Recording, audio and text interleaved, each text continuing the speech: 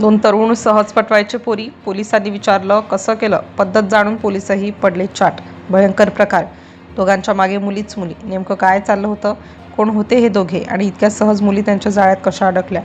शांत दिसणाऱ्या एका भागात सगळं काही अगदी सामान्य चालू होतं. रोजचेच दिवस, रोजचेच चेहरे. पण कुठेतरी काहीतरी बिनसलं होतं. लोकांना जाणवत होतं, पण नेमकं काय ते समजत नव्हतं. त्या भागात काही मुली अचानक बदलल्यासारख्या दिसू लागल्या. काही जास्त शांत, काही घाबरलेल्या, तर अचानक सगळ्यांपासून दूर जाऊ लागल्या. कुणालाच कारण समजत नव्हतं. घरच्यांनी विचारलं, मित्रांनी विचारलं, पण उत्तर मिळत नव्हतं. सगळं काही जणू आतल्या आत दडलेलं होतं. दरम्यान सोशल मीडियावर काही नवीन आयडी अचानक खूप ॲक्टिव्ह झाले होते. वेगवेगळ्या नावांनी वेगवेगळ्या प्रोफाईल फोटोसह.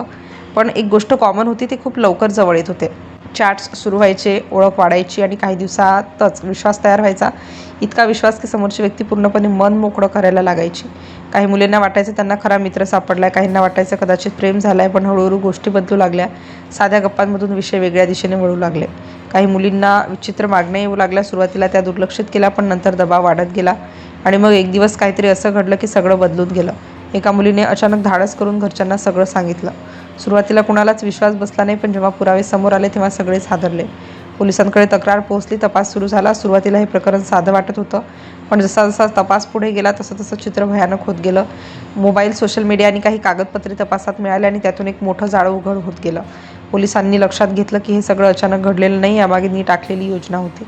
तपास अधिक खोल गेला आणि 2 नावं समोर आली. दोघंही सामान्य दिसणारे, कोणालाही शंका येणार नाही असे.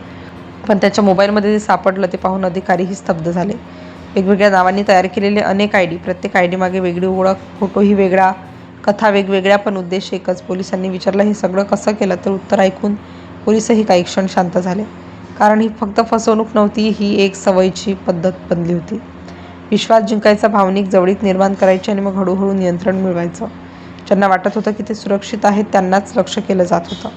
सगळं इतकं प्लॅन करून केलं जात होतं की कुणालाही संशय येत नव्हता. पण एक चूक झाली आणि सगळं उघड झालं. पोलिसांनी दोघांनाही ताब्यात घेतलं. तपासात जे समोर आलं ते ऐकून सगळ्यांच्या अंगावर काटा आला. बनावट ओळखी, अनेक सोशल मीडिया अकाउंट्स आणि विश्वासाचा गैरवापर करून मुलींना जाळ्यात ओढणं आणि शेवटी त्या विश्वासाचाच वापर करून त्यांच्यावर दबाव टाकणं. ही घटना फक्त एका भागापुरती मर्यादित नव्हती, ती एक इशारा होती. सोशल मीडियावर दिसणारी प्रत्येक ओळख खरी असेलच असं नाही. आणि शेवटी उघड झालं हे दोघे तरुण मुलींना बनावट ओळखी वापरून फसवत होते. त्यांच्याशी जवळीक वाढत होती आणि नंतर त्याचाच गैरफायदा घेत होते. म्हणूनच पोलिसांनी त्यांना अटक केली.